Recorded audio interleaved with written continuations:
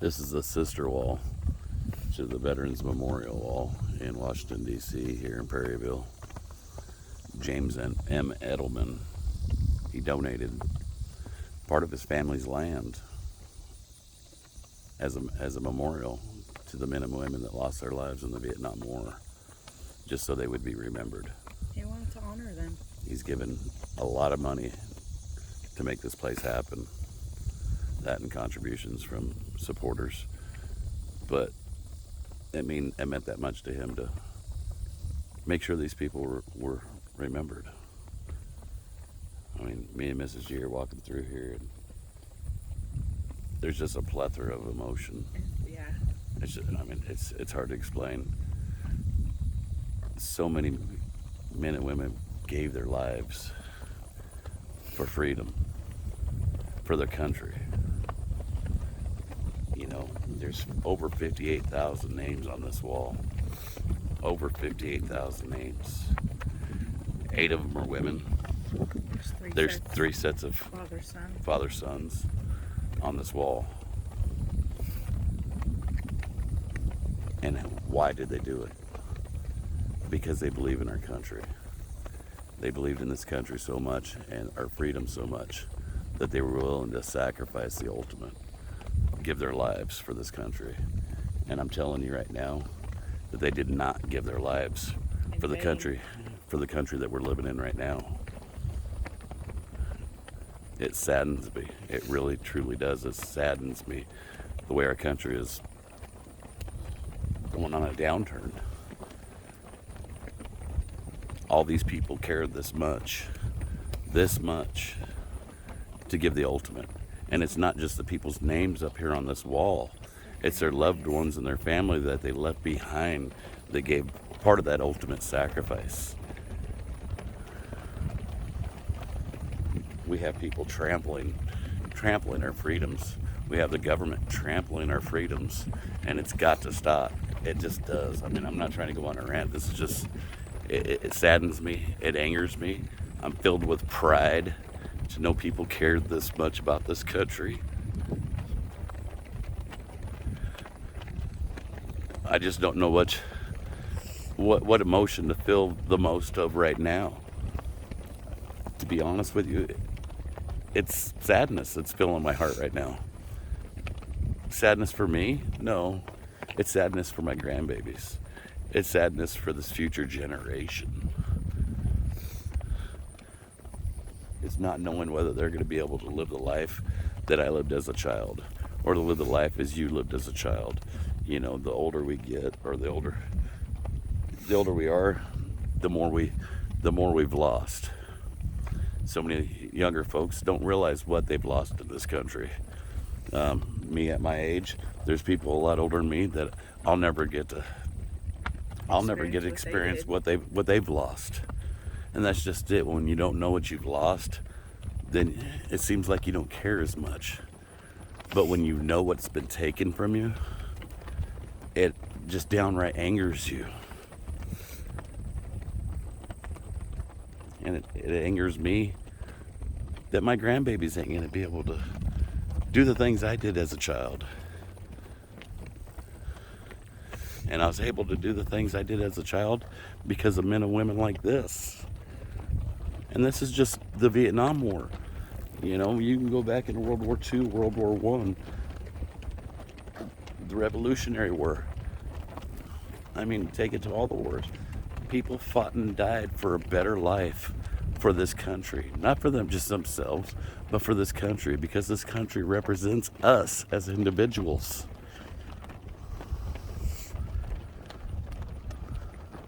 I'm sorry, my voice is cracking. My eyes are tearing. My chest is stuck out with pride. But my head's hung down low in pride and remembrance of all these people, and even the ones whose names aren't up here.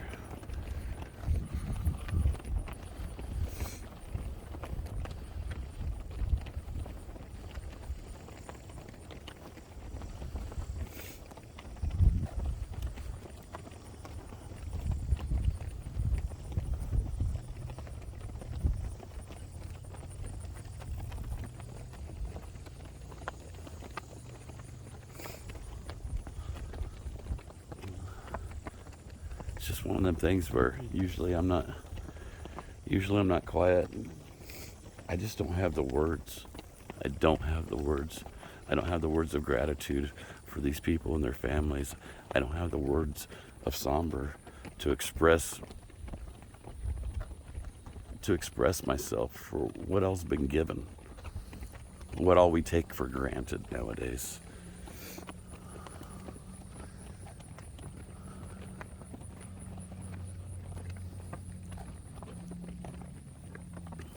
I guarantee you when all these people are over there fighting the war and they gave their lives, none of them were divided. They were unified. Because that's the only way that was the only chance they had to make it out, is to rely on each other. And that's the only chance we have as a country, is to rely on each other. I just wish people would wake their eyes up, open their eyes up and see this, you know. There's so much hate in our country right now. And it's getting worse and worse by the day. Worse and worse by the day. And we don't even know why we don't like each other. And that's the sad part about it. We don't know why we don't like each other. We know why we think we don't like each other, but we don't know each other. We don't stop and talk to each other. I was just watching a video for an orientation on a company I'm going to, and one of their safety protocols is not to say hello to strangers. That's the indoctrination that they're giving us. Oh, you want to stay safe? Don't say hi to a stranger. You're opening yourself up. Well, sometimes you have to open yourself to being vulnerable. Sometimes you have to let go. If you live in a sheltered life and you're always on the defense, you're always going to lose. You're always going to lose because you didn't open your heart to let someone else in. I'm just going to leave you with that, guys. I want you to look at that. Take it in. We love you guys. Love you guys. Hey guys, how you doing? We're over here at the Missouri National Veterans Memorial Museum, and I want to take you along. It's a pretty somber experience, to be honest with you. I'll kind of talk about the plethora of the emotions that are going through our heads right now. Come on in. Let's take a look. Come on, baby.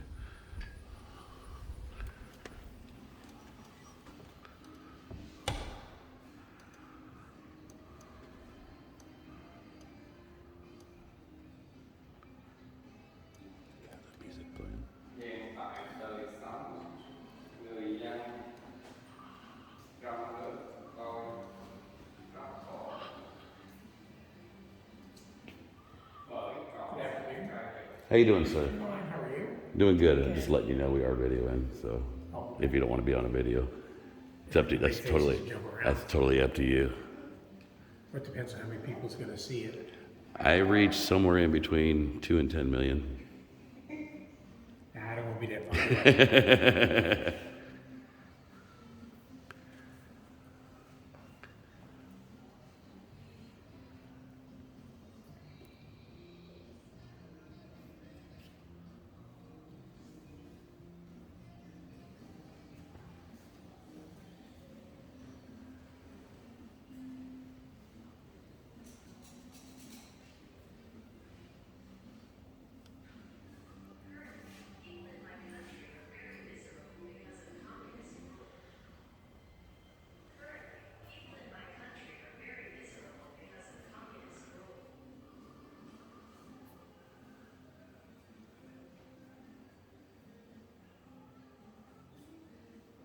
U.S. Navy crackerjack, World War II era.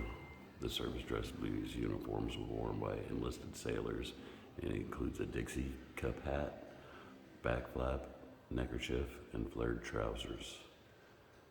U.S. Army Air Corps, World War II era, 1944 to 1947. With the life jacket named after General Dwight Eisenhower, this dress and parade uniform was developed during the later stages of World War II. U.S. Army Doughboy, World War I era. And in the early 1900s, uniform changes from blue to khaki to olive and black leather to russet took place. The last week, she come myself there. I do name. I do name, self name. Okay. Yeah, she come myself there. She let me know that over here. Yeah, yeah. She let me know. Okay. Yeah. My first time. The my first time. If I have come back, I will come back. Yeah, memory. Yeah. I can call the people. Yeah, American, the people are better. Yeah. My family. And I'm, I'm very thankful. That's how it is.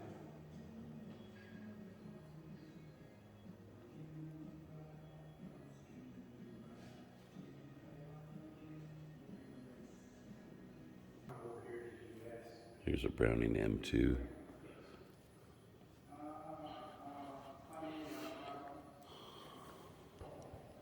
Fragment grenades. Got a pineapple, lemon, and a baseball. Look at the size of the rounds on that thing.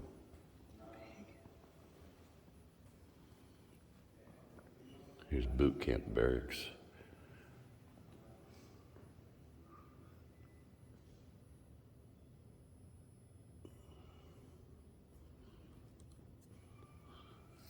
What does that say?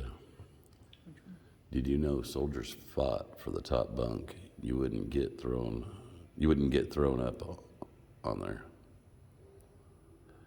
Did you know there was no privacy in the barracks? The showers, the latrines were all lined up and open. Did you know if a quarter could not be bounced on a soldier's made bed, the bed was unmade and the soldier made it again? Did you know a soldier's boots should be spit shined so the toes show like a mirror?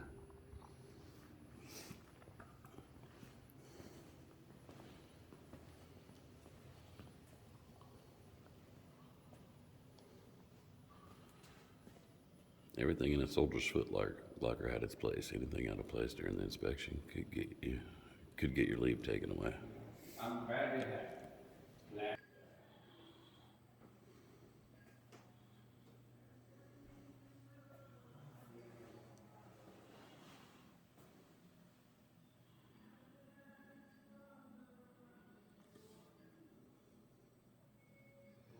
I'll do some commentary after a little bit, guys. Just kind of taking it all in.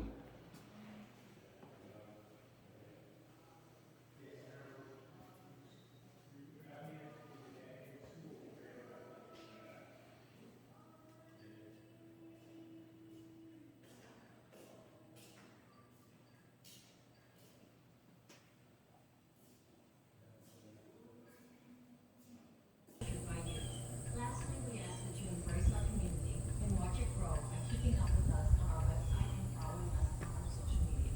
From the bottom of my heart, I thank you for taking the time to visit Missouri's National Veterans Memorial. I encourage you to learn more about how you can support us by visiting the front desk before you go. I hope you enjoy your